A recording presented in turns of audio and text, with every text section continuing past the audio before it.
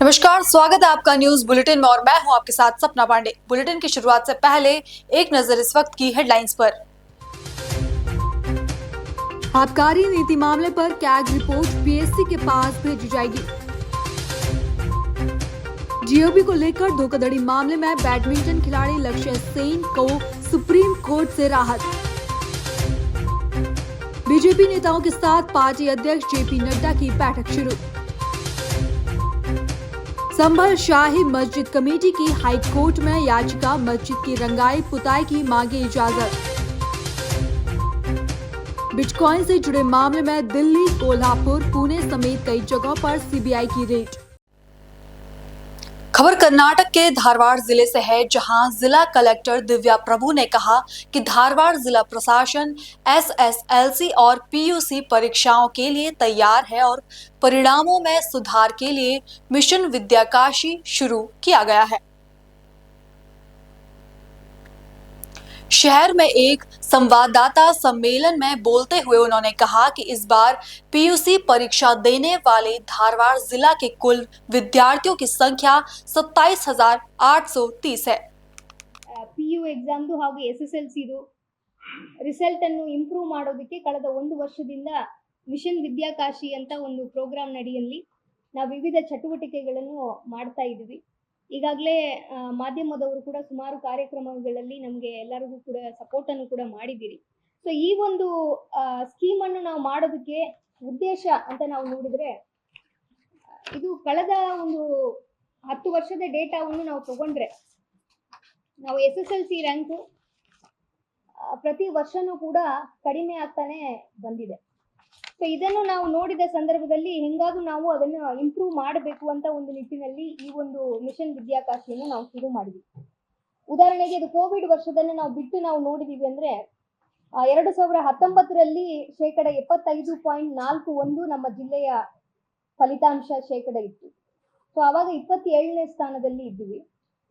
ಆಮೇಲೆ 3 ವರ್ಷ 20, 21, 22ರಲ್ಲಿ ಗ್ರೇಡ್ ಮುಖಾಂತರ ನಾವು ಕೊಟ್ಟಿದ್ದೀವಿ. So B grade, A grade ಹಿಂಗೆಲ್ಲ ತಗೊಂಡಿದ್ವಿ ಕೋವಿಡ್ ಇರುವ ವರ್ಷದಲ್ಲಿ. ಸೊ ತದನಂತರ 2023ನೇ ವರ್ಷದಲ್ಲಿ ನಾವು ನೋಡಿದ್ರೆ 86.009 ಶೇಕಡರಷ್ಟು ನಮ್ಮ ಫಲಿತಾಂಶ ಇತ್ತು. ಆವಾಗ 24ನೇ ಸ್ಥಾನವನ್ನು ನಾವು ಪಡೆದಿದ್ದೀವಿ ರಾಜ್ಯದಲ್ಲಿ. ಈಗ 24ನೇ ಕಳೆದ ವರ್ಷ ನಾವು ನೋಡಿದ್ದಾಗ 74.85 ಅಷ್ಟು ನಮ್ಮ ಫಲಿತಾಂಶ ಇತ್ತು. ಸೊ ಅವಾಗ 22ನೇ ಸ್ಥಾನದಲ್ಲಿ ಇದ್ದೀವಿ.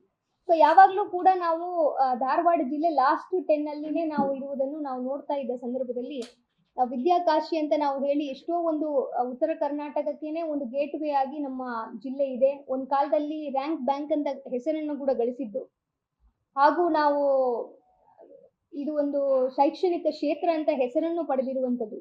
ಎಷ್ಟೊಂದು IIT, IIIT ಮುಂದಾದ ಎಷ್ಟೊಂದು ಸಂಸ್ಥೆಗಳು ನಮ್ಮಲ್ಲಿ ಇದ್ದಾವೆ. ಸೊ ಇದನ್ನು SSLC ಮಕ್ಕಳದು ಫಲಿತಾಂಶ ಹಿಂಗೆ ಕುಂಠಿತವಾಗ್ತಾ ಇದೆ, ಇದನ್ನು ಇಂಪ್ರೂವ್ ಮಾಡಕ್ಕೆ ಏನ್ ಮಾಡಬೇಕು ಅಂತ ಹಲವಾರು ವಿಷಯ ತಜ್ಞರು ಹಾಗೂ ಇದರಲ್ಲಿ ಇರುವ ಎಕ್ಸ್ಪರ್ಟ್ಸ್ಗಳು, ಎಜುಕೇಶನ್ ಎಕ್ಸ್ಪರ್ಟ್ಸ್ಗಳು ಅವ್ರಿಗೆ ಎಲ್ಲ ಕೂಡ ನಾವು ಕೇಳಿದ್ದಾಗ ಅವರಿಂದನೂ ಸುಮಾರು ನಮಗೆ ಸಲಹೆಗಳನ್ನು ಕೂಡ ನೀಡಿದ್ದಾರೆ. ಸೊ ಇದರಲ್ಲಿ ನಮಗೆ ಸುಮಾರು ಚಾಲೆಂಜಸ್ಗಳು ನಿಜವಾಗ್ಲೇ ಇತ್ತು. ಯಾಕಂದ್ರೆ ಕೆಲವೊಂದು ಮಕ್ಕಳಿಗೆ ಕಲಿಕೆಯಲ್ಲಿ ತುಂಬಾನೇ ಹಿಂದುಳಿದಿದ್ರು. ಬರೆವಣಿಗೆಯಲ್ಲಿ ಅವರಿಗೆ ಓದುವುದು, ಬರೆಯುವುದು, ಎಲ್ಲ ಲ್ಯಾಂಗ್ವೇಜಸ್, ಎಲ್ಲ ಸಬ್ಜೆಕ್ಟ್ಸ್ ಅನ್ನು ಪ್ರಾಪರ್ ಆಗಿ ಬರೆಯುವುದಕ್ಕೆ ಕೂಡ ಕಷ್ಟ ಸಾಧ್ಯ ಇರುವ ಮಕ್ಕಳನ್ನು ಕೂಡ ಇದ್ವು. ಬಟ್ ಆದಾಗ್ಯೂ ಕೂಡ ಈ ಒಂದು ವರ್ಷ ಪೀರಿಯಡ್ ಅಲ್ಲಿ ಅವ್ರಿಗೆ ಸಾಕಷ್ಟು ಯಾವ ರೀತಿಯಲ್ಲಿ ಅವ್ರಿಗೆ ಹೆಲ್ಪ್ ಮಾಡಬಹುದು ಅಂತ ನಾವು ವಿಚಾರಣೆ ಮಾಡುವ ಸಂದರ್ಭದಲ್ಲಿ ಇದನ್ನು ನಾವು ಜೂನ್, ಜುಲೈ ತಿಂಗಳಿಂದನೇ ಇದನ್ನು ಪ್ರಾರಂಭ ಮಾಡಿದ್ದೀವಿ.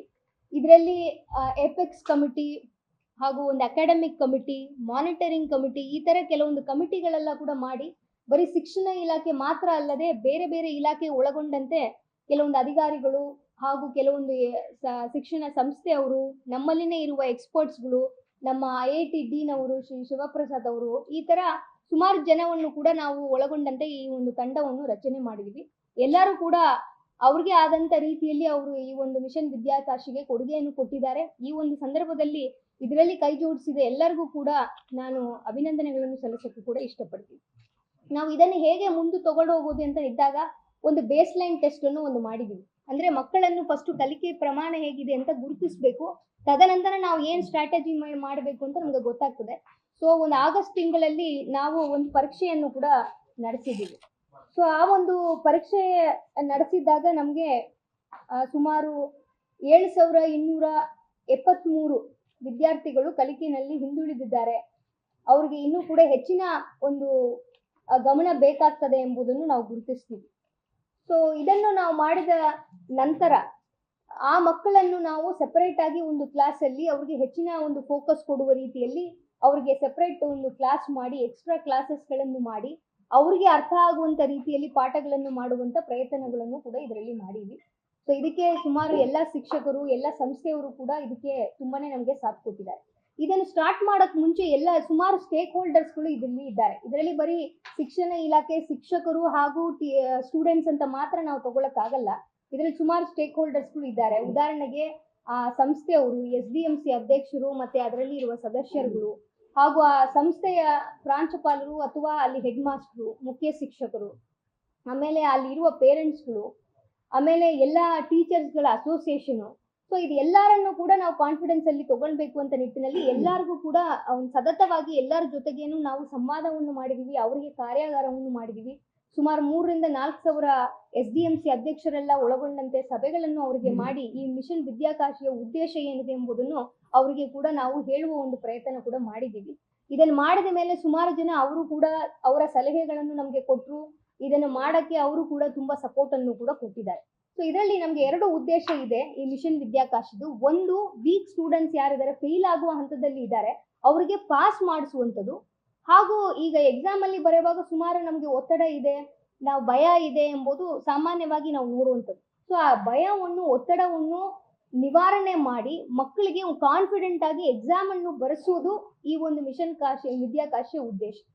ಸೊ 2ನೇ ವಿಷಯ, ಒಳ್ಳೇದಾಗಿ ಇನ್ನು ಚೆನ್ನಾಗಿ ಓದ್ತಾ ಇರುವಂತ ಮಕ್ಕಳಿಗೆ ಟಾಪರ್ಸ್ ಆಗಿ ಹೆಂಗೆ ಮಾಡೋದು. ಯಾಕಂದ್ರೆ ನಾನು ಹಿಂದೆ ಹೇಳ್ದಂಗೆ ರ್ಯಾಂಕ್ ಬ್ಯಾಂಕ್ ಅಂತ ಹೆಸರು ಪಡೆದಿರೋದ್ರಿಂದ ನಮ್ಮಲ್ಲಿನೂ ಕೂಡ ಸ್ಟೇಟ್ ಲೆವೆಲ್ ರ್ಯಾಂಕ್ ಮಾಡುವಂತ ವಿದ್ಯಾರ್ಥಿನಿಯರಿಗೆ ಯಾವ ರೀತಿ ಸಪೋರ್ಟ್ ಮಾಡಿದ್ರೆ, ಅವ್ರಿಗೆ ಇನ್ನೂ ಕೂಡ ಗೈಡ್ ಮಾಡಿದ್ರೆ ಸ್ಟೇಟ್ ಲೆವೆಲ್ ರ್ಯಾಂಕ್ಸ್ ಅನ್ನು ಪಡೆಯಬಹುದು ಅಂತ ನಿಟ್ಟಿನಲ್ಲಿ ಒಂದು ಸುಮಾರು ನಾವು ಒಂದು 100 ರ್ಯಾಂಕ್ ಇದೆ ಅಂದ್ರೆ ಒಂದು 30 ರ್ಯಾಂಕ್ ಆದ್ರೂ ನಮ್ಮ ಜಿಲ್ಲೆಯಿಂದ ತಗೊಳ್ಬೇಕು ಅಂತ ಒಂದು ಗುರಿಯನ್ನು ಹೊಂದು ಈ ಒಂದು ಮಿಷನ್ ವಿದ್ಯಾಕಾಶಿನಲ್ಲಿ ವೀಕ್ ಸ್ಟೂಡೆಂಟ್ಸ್ ಹಾಗೂ ಬ್ರೈಟ್ ಸ್ಟೂಡೆಂಟ್ಸ್ ಗಳಿಗೆ ಫೋಕಸ್ ಮಾಡುವಂತ ವಿಷಯ ಇದರಲ್ಲಿ ಮಾಡ್ತಾ ಇದೀವಿ. ಸೊ ವೀಕ್ ಸ್ಟೂಡೆಂಟ್ಸ್ ಗೆ ನಾವು ನೋಡಿದೀವಿ ಅಂದ್ರೆ ಇದು ಟೀಚರ್ ಇಂದಾನೇ ಶುರು ಆಗ್ಬೇಕು. ಯಾಕಂದ್ರೆ ಒಂದೇ ಟೀಚರು ಎಲ್ಲರಿಗೂ ಪಾಠ ಮಾಡುವ ಹಂತದಲ್ಲಿ ಕೆಲವೊಂದು ಮಕ್ಕಳು ಅದನ್ನು ಚೆನ್ನಾಗಿ ಅರ್ಥ ಮಾಡ್ಕೊಂತಾರೆ, ಕೆಲವೊಂದು ಮಕ್ಕಳಿಗೆ ಅರ್ಥ ಮಾಡಕ್ಕೆ ಸ್ವಲ್ಪ ಟೈಮ್ ಬೇಕಾಗ್ತದೆ. ಸೊ ಹಾಗಾಗಿ ಆ ಕಲಿಕೆನಲ್ಲಿ ಹಿಂದುಳಿದ ಮಕ್ಕಳಿಗೆ ಯಾವ ರೀತಿಯಲ್ಲಿ ನೀವು ಮಾಡಿ ಅದನ್ನು ಎಜುಕೇಶನ್ ಅಲ್ಲಿ ಒಂದು ಇಂಟ್ರೆಸ್ಟ್ ಅನ್ನು ತರಬೇಕು ಅಂತ ಅವರಿಗೆ ಕಾರ್ಯಾಗಾರವನ್ನು ನಾವು ಮಾಡಿದ್ವಿ. ಪ್ರತಿ ತಾಲೂಕಲ್ಲಿನೂ ಕೂಡ ಸುಮಾರು ಎಲ್ಲ ಪ್ರೌಢಶಾಲೆ 10th ಟೀಚರ್ಸ್ ಗಳಿಗೆ ಕೂಡ ತಾಲೂಕುವಾರು ಅವರಿಗೆ ಕಾರ್ಯಾಗಾರವನ್ನು ಏರ್ಪಡಿಸಿ ಎಕ್ಸ್ಪರ್ಟ್ಸ್ ಅನ್ನು ಕರೆಸಿಸಿ ಅವರಿಗೆ ಕೂಡ ಯಾವ ರೀತಿಯಲ್ಲಿ ಅವ್ರಿಗೆ ಕಲಿಸಿದ್ರೆ ಮನ ಮುಟ್ಟುವಂತ ಕಲಿಕೆಯನ್ನು ನಾವು ಮಾಡಬಹುದು, ಟೀಚಿಂಗ್ ಪ್ರಾಕ್ಟೀಸಸ್ ಅಲ್ಲಿ ಇನ್ನೂ ಏನು ಇನೋವೇಟಿವ್ ಮೆಥಡ್ಸ್ ತರಬಹುದು ಅಂತ ಅವರಿಗೆ ಕೂಡ ಕಾರ್ಯಾಗಾರ ಮಾಡಿದೀವಿ. ಆಮೇಲೆ ನಮಗೆ ಒಂದು ಚಾಲೆಂಜ್ ಬಂತು. ನಾನು ಹೇಳಿದೀನಿ ಬೇಸ್ ಲೈನ್ ಟೆಸ್ಟ್ ಅನ್ನು ಮಾಡಿದೀವಿ ಅಂತ. ಅದರಲ್ಲಿ ನೀವು ನೋಡಿದ್ರೆ ಸುಮಾರು 28,666 ಜನ ಇಲ್ಲಿ ನಮ್ಮಲ್ಲಿ ರಿಜಿಸ್ಟರ್ ಆಗಿದ್ದಾರೆ ಈಗ. ಸೊ ಅದರಲ್ಲಿ ಬೇಸ್ ಲೈನ್ ಟೆಸ್ಟ್ ತಗೊಳ್ಳುವಾಗ 2,000 ಮಕ್ಕಳು ಗೈರು ಹಾಜರಾಗಿದ್ದಾರೆ. ಸೊ ಹಾಗಾಗಿ ಅದು ಒಂದು ನಮಗೆ ದೊಡ್ಡ ಚಾಲೆಂಜ್ ಇತ್ತು, ಮಕ್ಕಳು ಸರಿಯಾಗಿ ಶಾಲೆಗೆ ಬರದೆ ಗೈರು ಹಾಜರಾಗ್ತಾ ಇದ್ದಾರೆ ಅಂತ. ಸೊ ಆ ಒಂದು ಮಕ್ಕಳಿಗೆ ಕೂಡ ಒಂದು ಅಟೆಂಡೆನ್ಸ್, ಒಂದು ಆಂದೋಲನ ಅಂತ ನಾವು ತಗೊಂಡಿದ್ದೀವಿ. ಸೊ ಹಾಗಾಗಿ ಆ ಆಂದೋಲನ ಮುಖಾಂತರ ಎಲ್ಲ ಟೀಚರ್ಗಳು ಕೂಡ ಆ ಒಂದು ಮನೆಗೆ ಭೇಟಿ ಮಾಡಿ ಅವರು ಮಕ್ಕಳನ್ನು ಶಾಲೆಗೆ ತರುವಂತ ಪ್ರಯತ್ನ ಮಾಡಬೇಕು. ಅದರಲ್ಲಿ SDMC ಅಧ್ಯಕ್ಷರು ಮತ್ತೆ ಸದಸ್ಯರುಗಳು ಹಾಗೂ ಗ್ರಾಮ ಪಂಚಾಯತಿನ ಅಧ್ಯಕ್ಷರು, ಸದಸ್ಯರು ಇವರಿಗೆಲ್ಲರೂ ಕೂಡ ಕರೆಸಿ ಆ ಮನೆಗೆ ಹೋಗಿ ಅವರಿಗೆ ಮನವೊಲಿಸುವ ಒಂದು ಕೆಲಸವನ್ನು ಆಗಿದೆ. ಸೊ ಅದರಲ್ಲಿನೂ ಸಹ ಒಂದು 2,171 ಮಕ್ಕಳು ಗೈರು ಹಾಜರಾಗಿದ್ರು. ಅದರಲ್ಲಿ ನಾವು ಒಂದು ತಿಂಗಳ ಕಾಲದಲ್ಲಿನೇ 429 ಮಕ್ಕಳನ್ನು ನಾವು ವಾಪಸ್ ಮುಖ್ಯವಾಹಿನಿಗೆ ತರೋದಕ್ಕೆ ಕೂಡ ಇದರಲ್ಲಿ ನಮಗೆ ಅನುಕೂಲವಾಗಿದೆ. ಸೊ ಹಾಜರಾತಿ ಆಂದೋಲನ ಮುಖಾಂತರ ಇಷ್ಟು ಮಕ್ಕಳನ್ನು ಮುಖ್ಯವಾಹಿನಿಗೆ ತಂದಿದ್ದೀವಿ. ಬಟ್ ಇದು ಸತತವಾಗಿ ಪ್ರತಿ ವರ್ಷನೂ ಪ್ರತಿ ತರಗತಿನಲ್ಲಿನೂ ಆಗಬೇಕು ಅಂತ ನಿಟ್ಟಿನಲ್ಲಿ ಮುಂದಿನ ವರ್ಷದಲ್ಲಿ ಕೂಡ ಇದಕ್ಕೆ ಹೆಚ್ಚು ಒತ್ತಡವನ್ನು ಕೂಡ ನಾವು ಕೊಡ್ತಾ ಇದ್ದೀವಿ. ಸೊ ಈ ತರ ನಾವು 0 ರಿಸಲ್ಟ್, ಕಳೆದ ವರ್ಷ ನಾವು ನೋಡಿದ್ರೆ 3 ಶಾಲೆಗಳಲ್ಲಿ ನಮ್ಮ ಜಿಲ್ಲೆಯಲ್ಲಿ 0 ರಿಸಲ್ಟ್ ಆಗಿದೆ. ಒಂದು ಮಗುನು ಪಾಸ್ ಆಗಿಲ್ಲ. ಸೊ ಅಂತ ಶಾಲೆಗಳಿಗೆ ಇರುವ ಮುಖ್ಯ ಉಪಾಧ್ಯಾಯರು ಮತ್ತೆ ಅಲ್ಲಿರುವ ಟೀಚರ್ಸ್ಗಳು ಸಂಸ್ಥೆಯ ಮುಖ್ಯಸ್ಥರನ್ನು ಕರೆದು ಅವರಿಗೆ ಕೂಡ ಮೀಟಿಂಗ್ ಮಾಡಿ ಅಲ್ಲಿ ಏನ್ ಸಮಸ್ಯೆಗಳಾಗಿದ್ದಾವೆ ಅದನ್ನು ಹೇಗೆ ನಿವಾರಣೆ ಮಾಡಕ್ಕೆ ನಾವು ಜಿಲ್ಲಾಡಳಿತ ವತಿಯಿಂದ ಅವ್ರಿಗೆ ಯಾವ ರೀತಿಯಲ್ಲಿ ಹೆಲ್ಪ್ ಮಾಡಬಹುದು ಅಂತಲೂ ಕೂಡ ಅವ್ರಿಗೆ ಕೂಡ ನಂಬಿಕೆಯನ್ನು ತುಂಬಿಸಿ ಅವ್ರಿಗೆ ಆದಂತ ಸಮಸ್ಯೆಗಳನ್ನು ಬಗೆಹರಿಸಿ ಈ ವರ್ಷ ಅವರು ಒಳ್ಳೆ ರಿಸಲ್ಟ್ ಅನ್ನು ತರುವುದು ಬೇಕು ಅಂತ ನಿಟ್ಟಿನಲ್ಲಿ ಅವರಿಗೆ ಕೂಡ ಒಂದು ಕಾರ್ಯಾಗಾರವನ್ನು ಮೀಟಿಂಗ್ ಅನ್ನು ಕೂಡ ನಾವು ಮಾಡಿದ್ದೀವಿ. ಸೊ ಇದು ವೀಕ್ ಸ್ಟೂಡೆಂಟ್ಸ್ಗೆ ಮಾಡಿರೋದು. ಈಗ ಮುಂದಕ್ಕೆ ಬ್ರೈಟ್ ಸ್ಟೂಡೆಂಟ್ಸ್ ಅಂತ ನಾವು ಬಂದ್ರೆ ಒಂದು 30 ರಿಂದ 50 ಮಕ್ಕಳು ಪ್ರತಿ ತಾಲೂಕಲ್ಲಿನೂ ಅವರನ್ನು ನಾವು ಗುರುತಿಸಿದೀವಿ.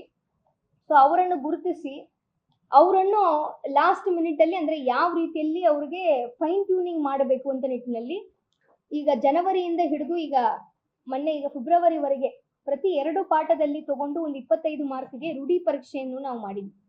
So 2 lesson. अगली खबर उत्तर प्रदेश के फिरोजाबाद से है, जहां 19 फरवरी को थाना एका क्षेत्र में हुई चेन स्नैचिंग की घटना के संबंध में पुलिस ने कार्रवाई की।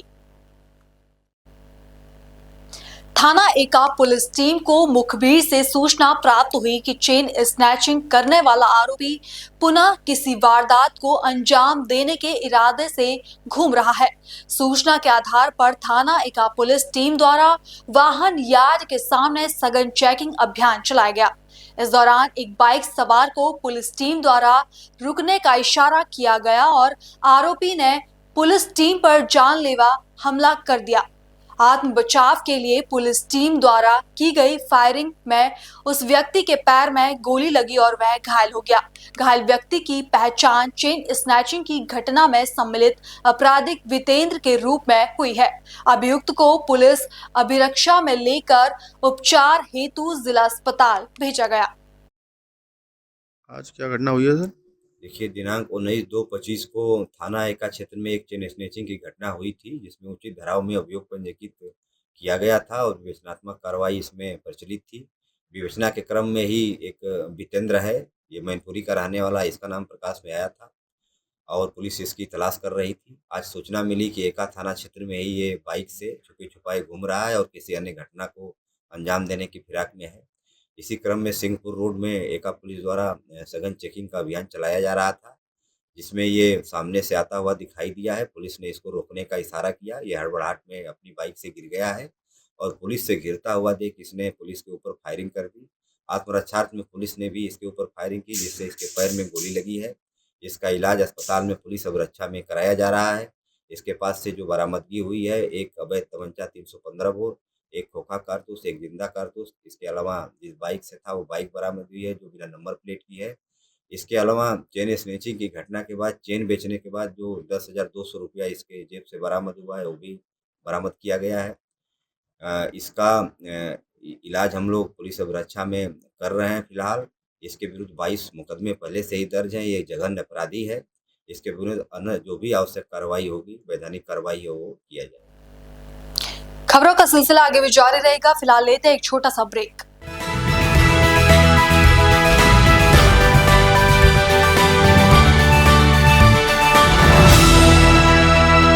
पल्स 24 न्यूज की ओर से आप सभी को महाशिवरात्रि की हार्दिक शुभकामनाएं। रोजगार डेवलपर्स की ओर से आप सभी को महाशिवरात्रि की हार्दिक शुभकामनाएं। रोजगार डेवलपर्स, अ यूनिट ऑफ रोजगार डेवलपर्स एंड प्राइवेट लिमिटेड। घर वहीं जहां हो आपका भरोसा। पिछले 15 सालों से आपके सपनों का घर हमारी प्रतिबद्धता। रोजगार डेवलपर्स का पता है शिमला बाईपास रोड, गणेशपुर, देहरादून। रोजगार डेवलपर्स से संपर्क करने के लिए अभी डायल करें 9897054026 पर या 8433207910 पर।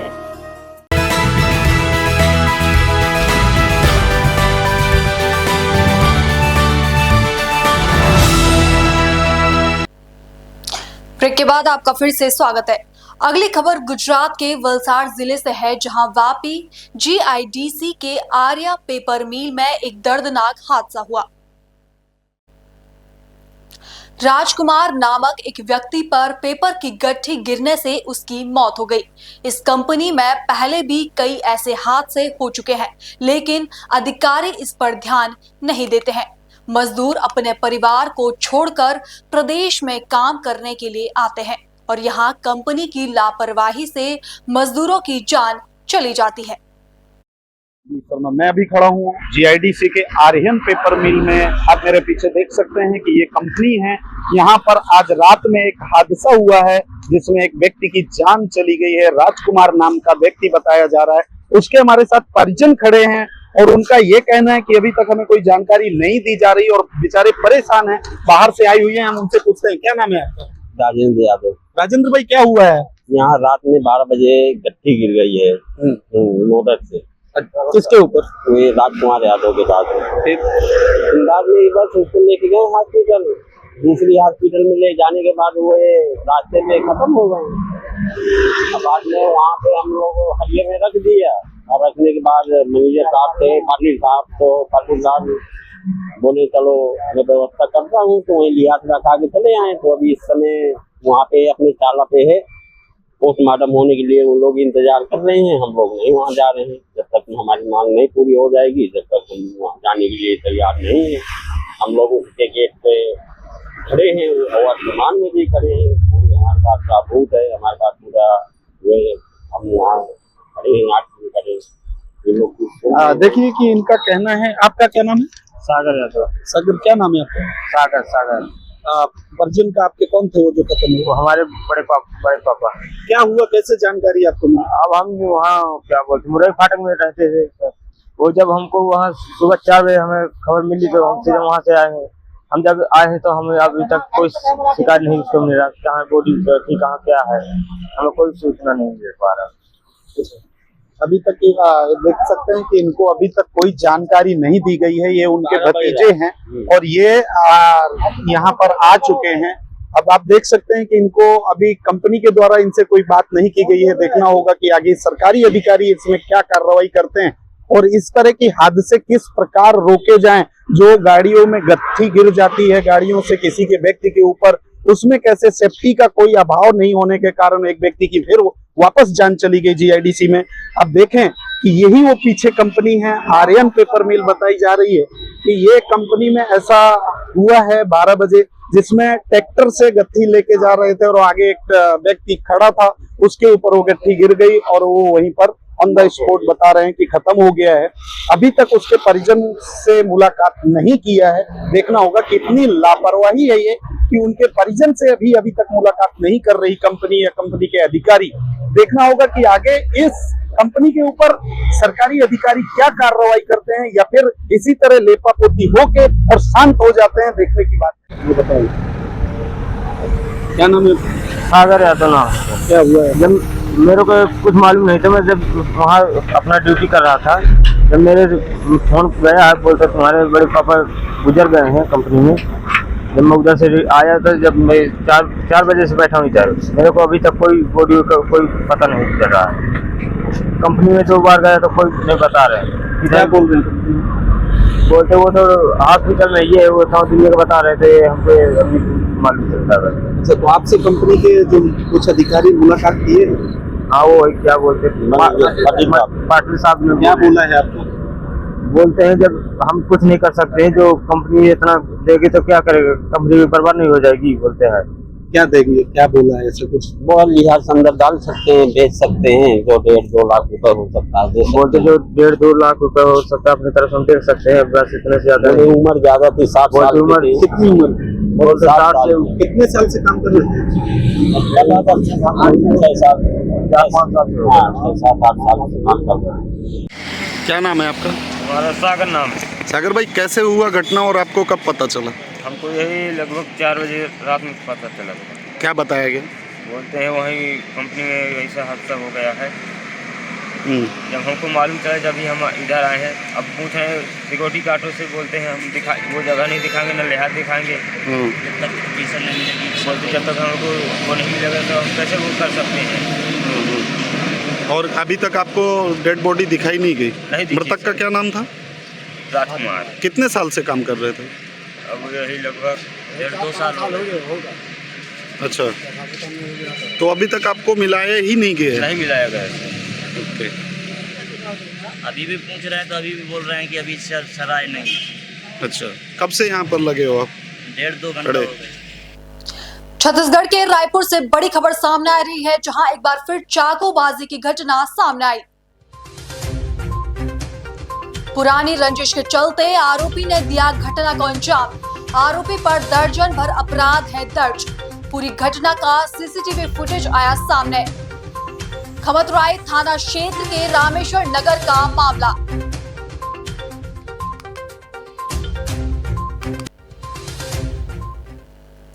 अगली खबर उत्तर प्रदेश के हापुड़ से है, जहां महाशिवरात्रि पर्व को लेकर अफसर अलर्ट मोड में है।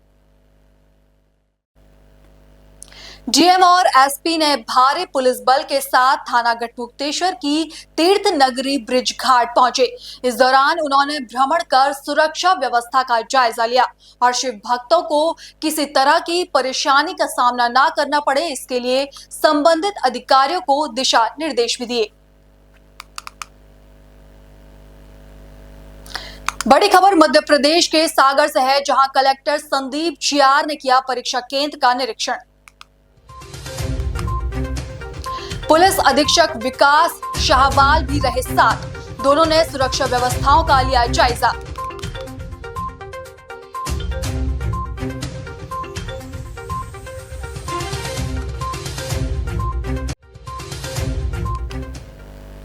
खबर छत्तीसगढ़ के रायपुर से है, जहां विधानसभा के बजट सत्र के दूसरे दिन बिलासपुर जिले के ग्राम लाफंदी में अवैध शराब पीने से हुई मौत का मामला सदन में उठा। नेता प्रतिपक्ष डॉक्टर चरण दास महंत ने लोफंदी में मौत का मामला उठाते हुए कहा कि प्रदेश में शराब की बाढ़ आई है, इसे रोकना होगा। गली गली में लोग शराब बेच रहे हैं, अवैध शराब बेचने वालों के खिलाफ कार्रवाई हो। वहीं विपक्ष के सवाल पर गृह मंत्री विजय शर्मा ने कहा कि कोई बात छिपाने की नहीं है, जीरो टॉलरेंस पर काम चल रहा है। अपने बिलासपुर जिले के लोफंदी ग्राम में लगातार 8 लोगों की मृत्यु हुई और सरकार ये बताने में शर्मा रही है कि इन 8 लोगों की मृत्यु जहरीली शराब पीने के कारण हुई। हमारे सभी साथियों को पता है, आप लोग उसमें शामिल हैं, कि उस गांव के बच्चे, उस गांव के उनके माता पिता सब लोगों ने कहा कि ये शराब पी के मृत्यु हुई है। उसको भी सरकार छिपाना चाहती है। शराब क्या गांव वालों के द्वारा बनाया गया था? शराब क्या बाकी के गांव के बाहर के दुकानों से या जो अवैध शराब की ढुलाई हो रही उससे लाया गया था? या शराब की दुकान में बिकने वाली 2 नंबर के शराब का उपयोग होने के कारण लोग मरे थे? शर्म की बात यह है, और शर्म अगर कोई गलत शब्द है तो मैं दूसरे शब्दों में बोल देता हूँ। उन्होंने सरकारी जवाब ये आया कि मछली खाने के बाद लोगों की तबीयत बिगड़ी और इतने लोग मर गए। शराब पीने वालों की न तो रिपोर्ट आए अभी तक, बहाना किया जा रहा है, विसरा जांच के लिए दे दिए हैं, यहाँ जांच के लिए दे दिया है। हर तथ्य को छुपाने की कोशिश हो रही है। हम कर रहे हैं बिलासपुर की जगह रायपुर में इलाज हुआ, वो कर रहे नहीं बिलासपुर के सिम्स में आया और सिम्स वालों ने रायपुर में भेजा। तो इस तरह 4 पेज का जवाब मैंने अपने जीवन काल के 45 सालों में ध्यानाकर्षण का जवाब 4 पेज का नहीं देखा है। तो ये स्पष्ट रूप से दर्शाता है कि हमारे मंत्री अवैध शराब के धंधों को बचाना चाहते हैं, अवैध धंधे करने वाले उन गुर्गों को बचाना चाहते हैं और अवैध शराब करने वाले उन कोचियों को बचाना चाहते हैं। और पूरा उनका ये 4 पेज का उत्तर इसी बात के लिए था, जिसका हमने विरोध किया है, विरोध करते रहेंगे। और ये एक छिपाने की प्रक्रिया है जो सरकार अवैध शराब में लिप्त लोगों को बचाना चाहती है। मैं आपको बहुत स्पष्टता के साथ बातें कहना चाह रहा हूँ। 3 बातें छत्तीसगढ़ में नशे के विरुद्ध कार्यवाहियों को लेकर 3 बातें हुई हैं। पहला विषय ये है कि पहली बार विभाग के लोगों को जो नशे के व्यापार में ऐसा समझ आया कि ये संलिप्त हैं, उनको बर्खास्त किया गया है। और जो लोग बर्खास्त हुए हैं उनको चूंकि उन्होंने अवैध नशे के कारोबार से के आधार पर उगाही करके संपत्ति बनाई थी, इसलिए उनकी 1 करोड़ 80 लाख की संपत्ति को भी अटैच किया गया है, फ्रीज किया गया है। अब आगे ऑक्शन किया जाएगा, उसमें आगे की प्रक्रिया हो। वर्तमान में उसको फ्रीज किया गया है। ये अकेले बिलासपुर जिले में 4 लोगों को टर्मिनेट किया गया, टर्मिनेट, सस्पेंड नहीं भाई, टर्मिनेट किया गया है विभाग से, पुलिस विभाग से, और उनकी संपत्ति 1,80,00,000 को फ्रीज किया गया है। ये सिर्फ बिलासपुर का है, ऐसे अन्य जिलों में भी कार्यवाहियां हुई है। दूसरा मैं आपसे ये कहना चाह रहा हूं कि पहली बार छत्तीसगढ़ में अवैध नशीले पदार्थों के व्यापार करने वाले जितने हैं, उससे जिन्होंने संपत्ति बनाई है, उस संपत्ति को भी फ्रीज करने का काम पहली बार हुआ है। और ये 4 प्रकरण हैं, इन चारों प्रकरण में संपत्ति फ्रीज की गई है। ये पहली बार हो रहा है छत्तीसगढ़ में। इसके अतिरिक्त एनडीपीएस केसेस के में पिट एनडीपीएस के अंतर्गत प्रकरण बनाना और उस पर कार्यवाही करना, 180 से अधिक प्रकरण बने और 47 लोगों को अभिरक्षा में लिया गया है पिट एनडीपीएस केसेस। यह भी छत्तीसगढ़ में पहली बार हुआ। यानी कि छत्तीसगढ़ में नशे के विरुद्ध पुलिस ने जो किया है, उसमें अपने ही विभाग के कर्मचारी अगर वो संलिप्त हैं तो उनको बर्खास्त करना और उनकी संपत्ति को फ्रीज करना। दूसरा, ऐसे लोग जो इस व्यापार में संलिप्त हैं और इस व्यापार को करके संपत्ति कमाते हैं, उनकी उस संपत्ति को फ्रीज करना, उन पर कार्यवाही करना स्वाभाविक है, परंतु संपत्ति फ्रीज करना। तीसरा, एनडीपीएस एक्ट के अंतर्गत पिट एनडीपीएस यानी कि प्रिवेंटिव एक्शन लेकर के, पहले से ही ये मान करके, ये समझ करके कि जिसके पीछे जिसकी हिस्ट्री है उसको पहले ही ये कर लेना, अरेस्ट करना। ये काम भी छत्तीसगढ़ में पहली बार, 3 तरह के काम नशे की दिशा, नशा के कारोबार की दिशा में छत्तीसगढ़ में पहली बार हुआ है। ये जानकारी मैंने दी है सदन में। छत्तीसगढ़ के मुख्यमंत्री विष्णुदेव साय आज मध्य प्रदेश के छतरपुर जिले के लिए रवाना हुए, जहां वे आज बागेश्वर धाम में बालाजी मंदिर जाकर वहां दर्शन करेंगे। बता दें कि 22 फरवरी से लेकर 26 फरवरी तक मध्य प्रदेश के बालाजी मंदिर में भव्य महोत्सव का आयोजन हो रहा है, जिसमें निर्धन कन्याओं के विवाह हो रहे हैं। वहीं इस मौके पर सीएम साय ने क्या कहा, सुनिए। बागेश्वर धाम, और वहां पर 22 तारीख से ही 26 तारीख तक शिवरात्रि के उपलक्ष्य में कार्यक्रम आयोजित है और 23 तारीख को देश के यशस्वी प्रधानमंत्री श्री नरेंद्र मोदी जी भी आए थे और कैंसर हॉस्पिटल का शिलान्यास ये है। और 26 को शिवरात्रि के दिन राष्ट्रपति महोदया वहाँ पर आ रही हैं और 251 निर्धन कन्याओं का विवाह भी वहाँ पर बागेश्वर धाम के तरफ से हो रहा है। तो उसी महोत्सव में शामिल होने आज हम भी जा रहे हैं, हमारे डिप्टी सीएम साहब श्री विजय शर्मा जी भी जा रहे हैं। अगली खबर राजस्थान के बीकानेर से है, जहां ICAI बीकानेर ब्रांच के अध्यक्ष पद का कार्यभार सीए हेतराम पुनिया ने संभाल लिया है।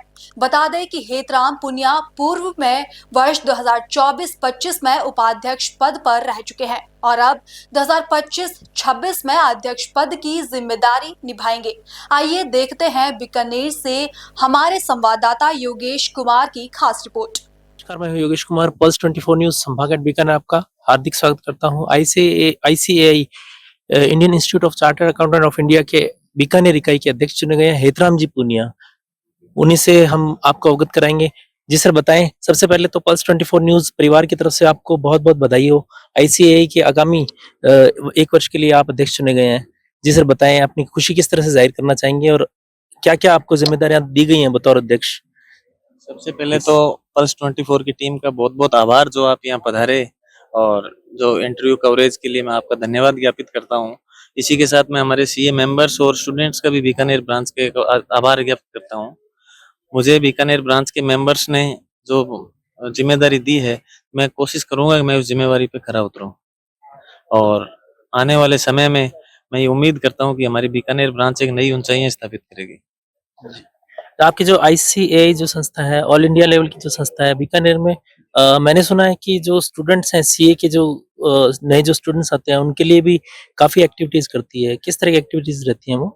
सर, हमारी बीकानेर ब्रांच में या कोई भी ब्रांच है तो हमारे मतलब इंडिया लेवल पे हमारा इंस्टीट्यूट है और यहाँ जितने भी स्टूडेंट्स हैं उनके लिए अलग अलग कोर्सेज जो होते हैं 15-15 दिन के, IT बेस्ड हो गए, ओरिएंटेशन प्रोग्राम हो गया, जैसे इंटरव्यू के लिए कैसे उनको तैयार करना है, बोलने की कला है, तो हम अलग अलग टाइप के करवाते रहते हैं। कंप्यूटर नॉलेज के लिए और मेरा विजन जो है ये है कि बीकानेर के यहाँ स्टूडेंट्स के लिए यहाँ लाइब्रेरी की स्थापना करने का है कि कम से कम 500 स्टूडेंट्स की कैपेसिटी का एक लाइब्रेरी बनाया जाए, ताकि और उनको निःशुल्क यहाँ सुविधा दी जाए, ताकि इनको क्या है कि बाहर अलग अलग लाइब्रेरीज में नहीं जाना पड़े। क्योंकि यहाँ अगर लाइब्रेरी हो जाती है तो सारे सीए स्टूडेंट्स होंगे, तो उनको आपस में अगर कोई क्वेरी है, कंफ्यूजन है, तो वो लोग भी क्या है कि आपस में सोल्व करेंगे, तो इससे उनको करियर में और मदद मिलेगी। जी।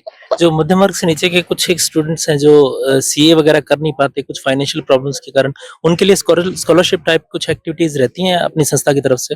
सर एक बात तो ये बता दूं कि हमारा सीए जो कोर्स है ये बहुत ही सस्ता कोर्स है। अगर हम इसको कहें, यूं कहें कि पूरे मतलब पहले फाउंडेशन होता है, फाउंडेशन के बाद में हमारा इंटरमीडिएट होता है, फिर फाइनल होता है। पूरे कोर्स की मैं फीस कहूँ तो फीस लगभग 70-80 हजार, 1 लाख रुपए से पूरी ज्यादा नहीं आती है, जो 4 से 5 साल का है। तो फीस तो कुछ है ही नहीं। तो फिर भी हमारे क्या है कि कुछ फाउंडेशन जो बने हुए हैं, उनसे क्या है गरीब वर्गों के लिए, बच्चों के लिए स्कॉलरशिप की व्यवस्था की गई है। इंस्टीट्यूट भी स्कॉलरशिप प्रदान करता है, तो हमारे यहाँ फीस का या इतना कोई चक्कर नहीं है। जो नए स्टूडेंट हैं जो सीए करना चाहते हैं, उनको आप क्या सुझाव देना चाहेंगे? मैं नए स्टूडेंट्स और जो सीए करना चाहते हैं उनको मैं एक यही बात कहना चाहता हूँ कि हमारा जो सीए में जो है कि एक बार फाउंडेशन अगर क्लियर कर लिया, फाउंडेशन जैसे बोले कि डॉक्टरी में पीएमटी होता है, उसी तरह हमारा फाउंडेशन होता है, वो क्लियर जिसने कर लिया तो वो सीए बन के निकलेगा। बस उसमें एक ही बात होनी चाहिए, उसको सतत मेहनत करने की आवश्यकता है और उसको उम्मीद नहीं छोड़नी है। क्योंकि हर 6-6 महीने से हमारे एग्जाम होते हैं, एग्जाम हमारे बहुत टफ होते हैं, आरएएस आईएएस लेवल के होते हैं, लेकिन इसकी खूबसूरती एक यही है कि जो एंटर हो गया वो सीए बन के निकलेगा, चाहे उसको समय थोड़ा ज्यादा लग जाए। तो मैं स्टूडेंट्स यही कहना चाहूंगा कि आप खूब मेहनत करो और जल्द से जल्द सीए बने। और सीए में करियर, आज फाइनेंस युग है टोटल, तो सीए फील्ड में बहुत ज्यादा स्कोप है अभी। अदर देन ये जो आपके रूटीन वर्क के अलावा कुछ सोशल एक्टिविटीज भी आपके द्वारा की जाती हैं, जैसे कि प्लांटेशन एटसेट्रा? सर हमारे कंटिन्यू साल में सोशल एक्टिविटी चलती रहती है। हमारा 1 जुलाई को सीए डे होता है, तब हम कंटिन्यू 10 दिन का सोशल एक्टिविटीज का प्रोग्राम चलाते हैं। और उसके अलावा भी मेंबर्स के लिए हम आरआरसी रखते हैं, जैसे उनके घुमाई के लिए, क्योंकि माइंडली इतना स्ट्रेस आ जाता है, तो साल में 2 बार घुमाई का मेरा प्लानिंग है। उसके अलावा क्रिकेट मैच कराते रहते हैं। इसके अलावा और भी बहुत तरह के गेम्स और प्रतियोगिताएं हमारे चलती रहती है स्टूडेंट्स और मेंबर्स के लिए। जी। संस्था में आपके आगामी जो 1 साल का जो कार्यकाल है, उसमें कुछ एक्स्ट्रा या कुछ स्पेशल आप क्या प्लान करके चल रहे हैं? सर मेरा जो विजन है जो ये है कि भाई 1 साल का मुझे जो समय मिला है, उसमें मैं ब्रांच को उन ऊंचाइयों पे लेकर जाना चाहता हूँ जो मैं एक सोच रखता हूँ और हमेशा से मैंने एक कोशिश की है। पीछे भी 3 साल मैं कमेटी में रहा, 2 साल सेक्रेटरी का मुझे मिला, 1 साल उपाध्यक्ष रहा, तो अब अध्यक्ष बनने का मुझे मौका मिला। तो मेरा ये विचार है कि मैं ब्रांच के इंफ्रा पे काम करने की है और कोशिश करूंगा कि बीकानेर ब्रांच में एक ऑडिटोरियम का निर्माण हो मेंबर्स के लिए, जैसे कोई भी सेमिनार वगैरह कराने के लिए बाहर नहीं जाना पड़े। स्टूडेंट्स के लिए लाइब्रेरी का है, इसी तरह से लिफ्ट, सीनियर मेंबर्स के लिए ब्रांच में लिफ्ट की व्यवस्था हो, 3 मंजिला है, उनको ऊपर चढ़ने में दिक्कत होती है, इस वजह से सीनियर मेंबर्स नहीं आ पाते हैं। और ये चाहता हूँ कि कंटिन्यूअसली ये साल भर गेमिंग चलती रहे। ऊपर सोलर का लगाने का है। ये रोड जो है, रोड की हमारी माननीय केंद्रीय मंत्री अर्जुन राम जी से बात हो चुकी है, पहले भी हमने अवगत कराया, तो कोशिश रहेगी कि रोड का भी हम कार्य करवाएं। तो इस तरह के हैं। जी। आप हमारे चैनल के माध्यम से ऑल इंडिया जैसे जो भी टैक्स पेयर्स हैं या नॉन टैक्स पेयर्स हैं, उनको क्या कहना चाहेंगे? सर मैं ऑल इंडिया टैक्स पेयर्स को ये कहना चाहूंगा कि हमें किसी भी तरह के टैक्स इवेजन में शामिल नहीं होना है, हमें टैक्स प्लानिंग करनी है। कि टैक्स इवेजन और टैक्स प्लानिंग में बहुत माइनर सा फर्क है। तो हमें हमेशा, चाहे सीए मेंबर को भी मैं यही कहना चाहूंगा, हमारे एडवोकेट साथी को और टैक्स पेयर्स को भी कहना चाहूंगा कि हमें टैक्स इवेजन का पार्ट नहीं बनना, टैक्स प्लानिंग का बनना है।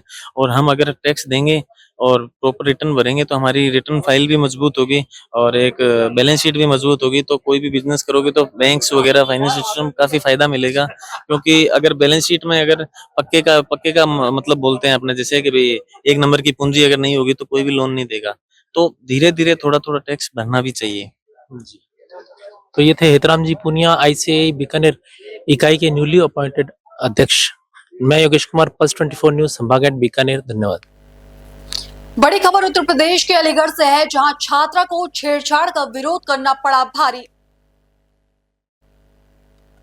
मनचले का विरोध करते हुए छात्रा ने मारा थप्पड़। दबंग मनचले ने छात्रा के साथ की मारपीट। मारपीट में छात्रा हुई बेहोश। सूचना पर पहुंचे परिजनों ने पुलिस से की शिकायत। बन्ना देवी थाना इलाके के मालविया पुस्तकालय रसलगंज की है घटना। कहाँ की रहने वाली है? इस्लाम नगर देवी कॉलेज थाना कौन सा लगता है? फ्लोराबाद थाना। अच्छा, क्या मामला हुआ, पूरी बात बताओ। मैं यहाँ लाइब्रेरी आती थी पढ़ने के लिए, तो मेरे ये लड़का साथ में आकर बैठ जाता था, पास में आ जाता था मेरे। कौन लड़का? नितेश, तो नाम मुझे सही से पता नहीं है इसका, मैं तो जानती नहीं उसको। आ जाता था, मैंने इससे काफी बार मना करा मगर ये नहीं माना। फिर मैंने गार्ड अंकल से शिकायत करी तो गार्ड अंकल ने भी इसे भगा दिया, हटा दिया था। फिर जब कल हट गया था, आज मैं आई थी लाइब्रेरी तो इसने मेरे पीछे आया था। फिर मैंने इसको गई, मैं लाइब्रेरी दोबारा आई थी, वापस आई थी, बाहर गई थी बस, तो पीछे करा इसने। फिर मैं लाइब्रेरी में आई वापस, तो मैंने इसके चाटा मार दिया था। तो इसने मेरे लाते इसने बहुत ज्यादा बदतमीजी करी थी मेरे साथ में, इसलिए फिर इसने मारा था, मैंने चाटा। और फिर मेरे इसने लाते मारी है पीठ में, और घुसे मारे, मेरे सर में भी बहुत चोट मारी है इसने। आपके साथ मारपीट की? मालवीय पुस्तकालय लाइब्रेरी जी, पीछा करा था इसने। आप कौन सी क्लास की छात्रा हैं? मैं बीएससी कर रही हूँ, नीट की प्रिपरेशन की आई थी यहाँ। तो ये लड़का वहाँ स्टूडेंट है क्या? ये भी पढ़ रहा था? स्टूडेंट है, यहाँ भी पढ़ने आता है ये भी पढ़ने आता है जी। तो कितने दिन से आपके साथ खेल रहा था? 3-4 दिन से कर रहा था ये, मतलब पास में आकर बैठ रहा था। अब ये आज ज्यादा परेशान कर रहा था, तो इसलिए मुझे ज्यादा हद से ज्यादा परेशान कर रहा था, तो मैंने इसलिए चाटा मार दिया। और फिर मेरे सबके सामने इसने मुझे बहुत मारा था, लाते मारी मेरे पेट में, और सिर में मेरे गुमचोट भी मारी थी, और हाथ में भी मेरे यहाँ चोट आई है। आप थाने पर गए? पुलिस को इन्फॉर्म किया है? करा था, बुला लिया था पुलिस। थाने पर आए हैं जी। तो वो लड़का पकड़ा गया या भाग गया? नहीं, पकड़ लिया है। पकड़ लिया जी। क्या चाहती हैं आप? उसको क्या चाहती हैं? उसको कार्रवाई में, मतलब कार्रवाई हो उसके ऊपर, उसको कुछ सजा मिले जो उसने करा है। मैंने इतनी मारपीट करी है मेरे साथ, तो उसको भी तो सजा मिलनी चाहिए। मेरा नाम मोहम्मद इरशाद है, मैं समाजवादी पार्टी का प्रदेश सचिव हूँ। एसपी सिटी साहब के कार्यालय के पास में ही और 10 कदम दूरी मालवीय पुस्तकालय के अंदर साजामाल क्षेत्र से एक बेटी लाइब्रेरी के अंदर पढ़ने आई। उसके साथ एक मनचले ने उसके साथ बदतमीजी की, और इतनी बदतमीजी की, जब उसने उसका विरोध किया तो उसको बेरहमी से पीटा गया, और इतना पीटा गया तो उसकी वो बेहोश हो गई। और हम कहना चाहते हैं आपके माध्यम से कि इनको जिसने छेड़ा है, इनको लड़कों को, माने कप्तान साहब का डर खौफ नहीं है। और कहना चाहेंगे कि मोदी जी का नारा है और मुख्यमंत्री का नारा है कि पढ़ेंगी बेटियां, बढ़ेंगी बेटियां, आगे बढ़ेंगी, बेटी पढ़ाओ देश बचाओ। तो आज मैं देख रहा हूं कि अलीगढ़ जनपद के अंदर कि बेटियां पढ़ने आ रही हैं लेकिन सुरक्षित घर नहीं पहुंच पा रही हैं। तो आपके माध्यम से मैं कहना चाहता हूं कि कप्तान साहब से गुजारिश करता हूं कि सख्त कानून कार्रवाई की जाए, ताकि बेटियां पढ़ने आएँ और सुरक्षित अपने घर जाएं। और कहना चाहेंगे कि अगर कानून कार्रवाई नहीं हुई तो हम सामाजिक लोग हम कप्तान साहब से मिलेंगे और कानून कार्रवाई करवाएंगे। खबर छत्तीसगढ़ के रायपुर से है, जहां शराब घोटाले मामले में पूर्व मंत्री कवासी लखमा के साथ पूछताछ के बाद आज ईडी की 4 सदस्यीय टीम सुरक्षा बल के साथ राजीव भवन पहुंची, जहां उन्होंने प्रदेश प्रभारी महामंत्री मलकीत सिंह से बंद कमरे में पूछताछ की, जिसके बाद मलकीत सिंह ने जानकारी देते हुए कहा कि ईडी के अधिकारी राजीव भवन पहुंचे थे, जहां उन्होंने सुकमा जिले के राजीव भवन के निर्माण को लेकर कई जानकारियां मांगी है और ईडी अफसरों से समन देकर 27 तारीख तक जवाब मांगा है। सर, ईडी की टीम पहुंची हुई थी, क्या बातचीत हुई, कितने देर तक मौजूद रहे और क्या कुछ चर्चाएं हुई, कुछ समझ दी गई है या क्या? जी हाँ, उपस्थित हुए थे, हमारे ईडी के अधिकारी आए थे और उन्होंने मुझे फ़ोन किया, मेरे फ़ोन पर मैं और उन्होंने मुझे जो है सम्मत दिया है। सम्मत में जो है 27 तारीख का डेट है, 10:30 बजे जो है 4 पॉइंटों में उन्होंने जवाब मांगा है और उसका जवाब हम बिल्कुल पूरा सहयोग कर रहे हैं। जो जिन चीज़ों का सहयोग मांगा है उनको उपलब्ध करवा देंगे। हमारे वरिष्ठ नेता हैं, हमारे नियोक्ता हैं, हमारे से पूरी चर्चा कर करके आ गया। ये पूछताछ के दफ्तर भी बुलाया गया, किसी जवाब मांगे पत्र बुलाते हैं? हाँ, दफ्तर जवाब तो पहुंच के देना है, दफ्तर पहुंच के देना है। ये किस संबंध में समन जारी किया गया? ये राजीव भवन कोटा का मामला है, उसमें किस प्रकार से कब से निर्माण स्टार्ट हुआ, कौन ठेकेदार था और कैसी फंडिंग का है, ये सब चीजों को लेकर 4 बिंदुओं में जवाब मांगा गया है। क्या कुछ? हाँ, 4 बिंदुओं में जवाब मांगा, 4 बिंदुओं में जवाब जो चीज हमारे पास उपलब्ध हम करवा देते हैं। हुगली के चंदन नगर में बीजेपी ने जीटी रोड पर बाग बाजार मोड़ पर सड़क अवरोध किया। यह प्रदर्शन बीजेपी राज्य सचिव दीपांश गुहा और जिला अध्यक्ष तुषार मजूमदार के नेतृत्व में हुआ। बीजेपी का आरोप था कि चंदन नगर की एक महिला की पानागढ़ के पास सड़क दुर्घटना में मौत हो गई, जो नशे में धुत युवकों के कारण हुई। इस घटना के विरोध में और दोषियों की गिरफ्तारी की मांग को लेकर यह प्रदर्शन किया गया।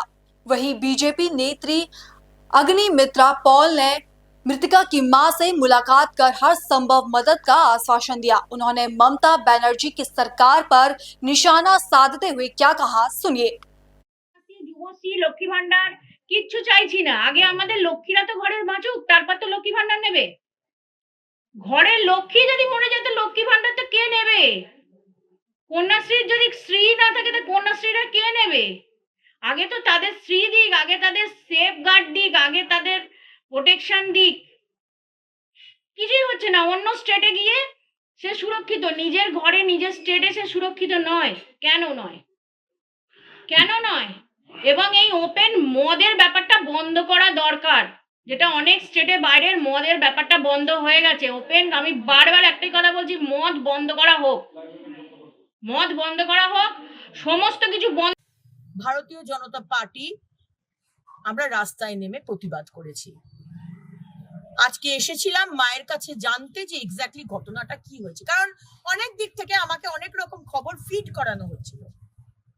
কালকে সকালবেলায় 11টার সময় কাকসা থানায় আমি ঘেরাও করব।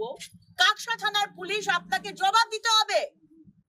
আমরা মহিলারা ধর্ষিতা হওয়ার জন্য পশ্চিমবঙ্গে জন্মাইনি।